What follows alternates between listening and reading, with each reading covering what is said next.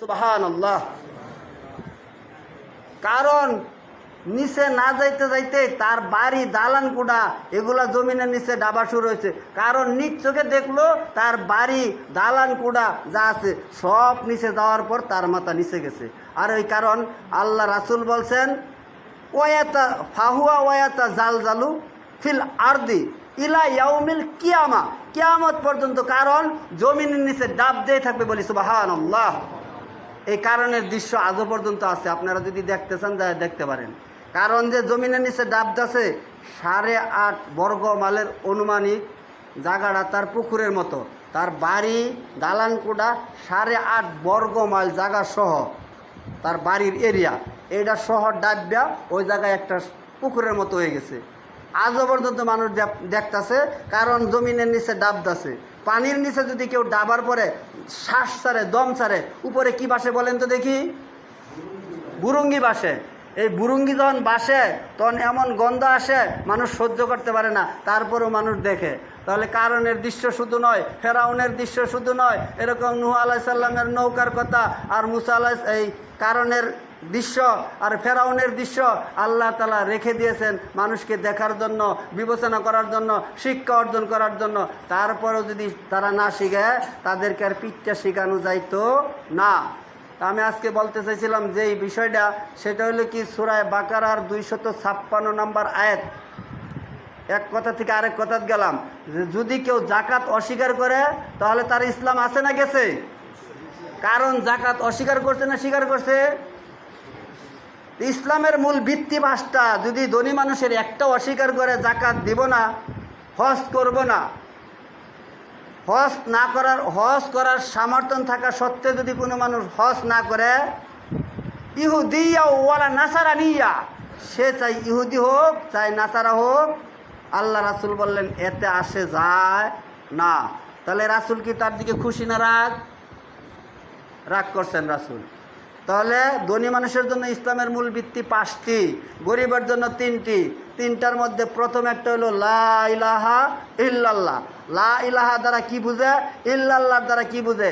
2টা শব্দের দ্বারা 2টা জিনিস বুঝে।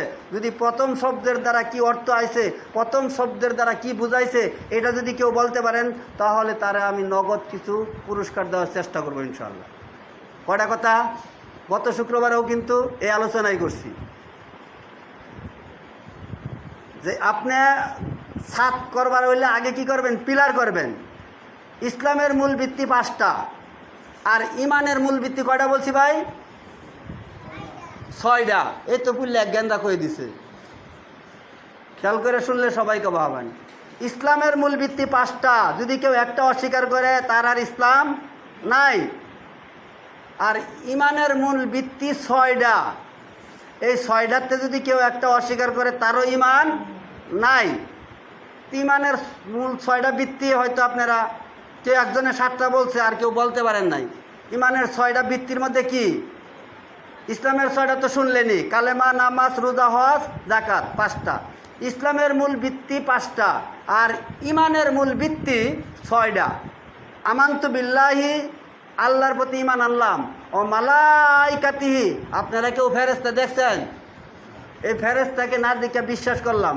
ও কুতুবিহি, আল্লাহ তাআলার আসমানি কিতাবের উপর, আল্লাহ রাসূলের উপর যে কিতাব পাঠাইছেন এই কিতাবের উপর বিশ্বাস করলাম। ও রুসুলিহি, আল্লাহ তাআলা যে আমাদের উপর রসুল প্রেরণ করছে, যুগে যুগে লক্ষাধিক নবী রাসূল পাঠাইছেন, এই রসুলগুনের উপর বিশ্বাস করলাম না? করছি না?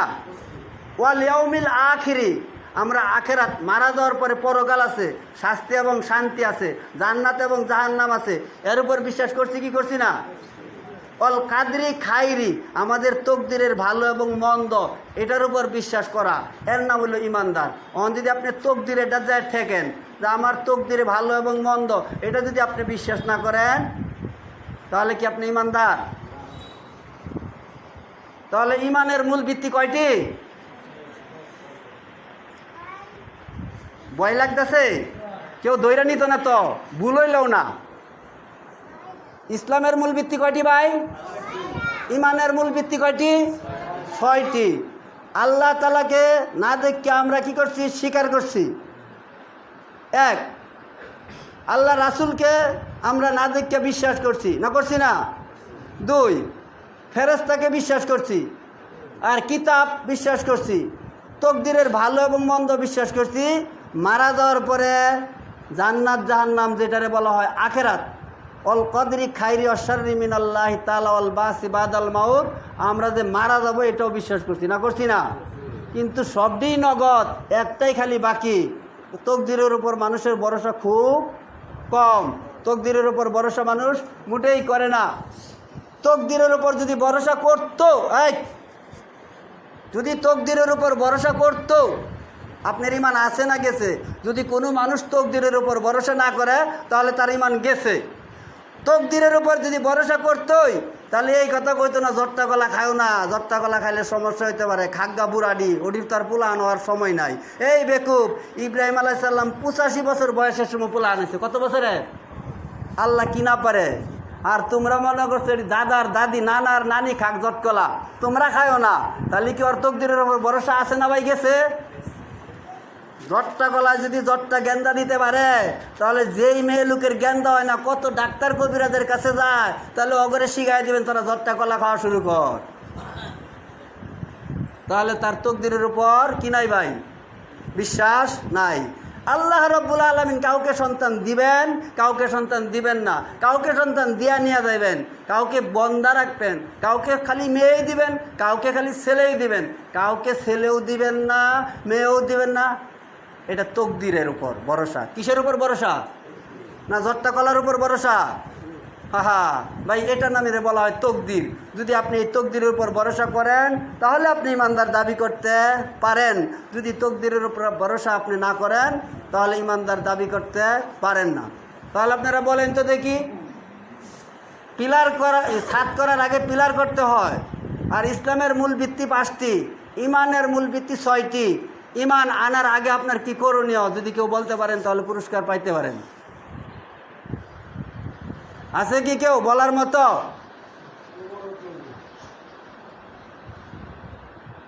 আচ্ছা ঠিক আছে, আপনারা পারলেন না। আগামী শুক্রবার পর্যন্ত টাইম। আগামী শুক্রবারে আপনারা দেখবেন, চেষ্টা করবেন। গত শুক্রবারে বলছিলাম নামাজ বেহেশতের চাবি, এটা জয়ীফ হাদিস, মিথ্যা। কেউ কি কারো জিজ্ঞাসা করছিলেন যে বেহেশতের চাবি হলো ইমান? ফামাইয়া আমাল মিসকালা যাররাতিন খায়রাইয়ারা ওমাইয়া আমাল মিসকালা যাররাতিন শাররাইয়ারা। এক জাররা পরিমাণ শিরক মুক্ত ইমান থাকলে সে জান্নাতি, বলি সুবহানাল্লাহ। আর যার ইমান নাই, যার কি নাই, ইমান নাই, সে জান্নাতের আশা কোশ্চিন কালেও করতে পারে না। তারাও নেক আমল করে, যার ইমান নাই তারাও দান সদকা করে, হিন্দুরাও দান সদকা করে। আমি অনেক জায়গায় দেখি হিন্দুরা খ্রিস্টানরা তারাও দান সদকা করে, না করে না দান সদকা? তারা পাইব একটা। আল্লাহ তাআলা বলছে হিন্দু খ্রিস্টান বৌদ্ধ নাসারা কাফের যারা আল্লাহর প্রতি ইমান আনছে না যারা, তারা যে মুসলমানের উপকার করে, বড়ি দেয় হাসপাতালও, মানুষকে যে এরকম বিনা পয়সায় ঔষধের ব্যবস্থা করে, চিকিৎসা করে, এটা তাদের আল্লাহ তাআলা বলছে তোমাদেরকে দুনিয়ায় এই সম্মানিত আমি করব। এই দান করার কারণে, এই সেবা করার কারণে তোমাদেরকে দুনিয়া দিয়ে দিব। আর যারা ইমানের সহিত দান করে তাদেরকে দুনিয়া এবং আখেরাত দিব। তাদেরকে কয়টা দিব ভাই? 2টা দিব। আর যারা কাফের তাদেরকে দুনিয়া দিব, আখেরাত দিত না। এই ব্যাপারে হয়তো একটু কথা বাইরে গেছে যে আল্লাহ রাসূল বলছেন আর দুনিয়া সিজনুল মুমিনিন ও জান্নাতুলিল কাফিরিন। দুনিয়াটা জান্নাত কাফেরদের জন্য, আর মুমিনের জন্য দুনিয়াটা কি বলেন তো দেখি? কি কইছে ভাই? মুমিনের জন্য দুনিয়াটা জেলখানা। কি খানা? আমার কথা নাকি রাসূলের কথা? রাসূল বলছেন আর দুনিয়া সিজনুল মুমিনিন ও জান্নাতুলিল কাফিরিন। কাফেরদের জন্য দুনিয়াটা জান্নাত আর মুমিনের জন্য দুনিয়াটা জেলখানা। এই আলোচনা আরো আগেও আপনাদের এখানে করছিলাম, অনেক আগেও করছিলাম। কাফেরের জন্য দুনিয়াটা কি ভাই? জান্নাত। আর মুমিনের জন্য দুনিয়াটা কি ভাই? জেলখানা। জেলখানার আসামি মন যা চা তাই করতে পারে না, মুমিনের মন যা চা তাই করতে পারে না। আর কাফেরের মন যা চা তাই করতে পারে। এই হাদিসটা একজন কাফের শোনার পর একজন কাফের শোনার পর মমিন একজন বাদশাকে যায় প্রশ্ন করছে যে আপনার রাসূল তো মিথ্যা হাদিস কইছে। মমিন একজন বাদশার কাছে কাফের যায় জিজ্ঞেস করছে আপনাদের রাসূল তো মিথ্যা কথা কইছে, মিথ্যা হাদিস কইছে। কয় কেমনে মিথ্যা হাদিস কইল? দেখেন, আর দুনিয়া সিজনুল মুমিনিন ও জান্নাতুল কাফিরিন। মুমিনের জন্য দুনিয়াটা জেলখানা আর কাফেরদের জন্য জান্নাত। আমার জান্নাত, আমার অসুখ, আমার এই সমস্যা ওই সমস্যা, আর আপনি হইলেন বাদশা, আপনি মুমিন, আপনারই তো দুনিয়াটা জান্নাত, আমারই তো দুনিয়াটা কষ্ট। হাদিসের সাথে মিল আছে না বেমিল হয়েছে ভাই? বেমিল হয়েছে। ওই কাফেরের যুক্তি, কাফের কইতেছে রাসূল তো এই হাদিসটা মিথ্যা কইছে। কি হাদিসটা মিথ্যা? যে রাসূল বললেন কাফেরের জন্য দুনিয়াটা জান্নাত, আর আপনি একজন মুমিন বাদশা, আপনার কত সুখ আর আমার কত কষ্ট, তাহলে আমি কিভাবে জান্নাত পাইলাম আর আপনি কিভাবে জেলখানায় রইলেন? এই হাদিসটা আমার বুঝায় দেন, না হলে রাসূল মিথ্যা কইছে। বলি নাউজুবিল্লাহ। ওই মুমিন বাচ্চা ওই কাফেরকে বুঝাই দিলেন, এই শোনো শোনো শোনো, তোমার জন্য যে দুনিয়াটা জান্নাত, কে লিগে আল্লাহ রাসূল বলছে তুমি শোনো। তোমার মন যা চায়, শুয়োর খাও, গুস খাও, এই খাও সেই খাও, ওযু লাগে না, নামাজ লাগে না, পর্দা বসিদা লাগে না, ঠান্ডা গরম বুঝো না।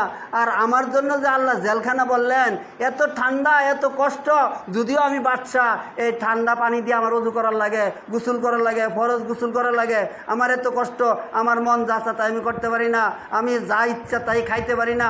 আর তোমার জন্য এত স্বাধীনতা দিয়েছে, তোমার খাওয়ার কোনো হিসাব নাই, যা ইচ্ছা তাই খাইতে পারো, তোমার শীতের মধ্যে উঠতে গোসল করার দরকার নাই, তোমার সারাদিন উপবাস থেকে রোজা রাখার দরকার নাই। কি কাফেরেরা রোজা রাখে? তোমার রোজা রাখার দরকার নাই। আর আমি যে জেলখানার আসামি, আমি যে ওই শেষ সাথে খাই আর সূর্য ডুবার আগ পর্যন্ত খাইতে পারি না, আমি জেলখানার আসামি না তুমি আসামি? কি বুঝলেন কথাটা?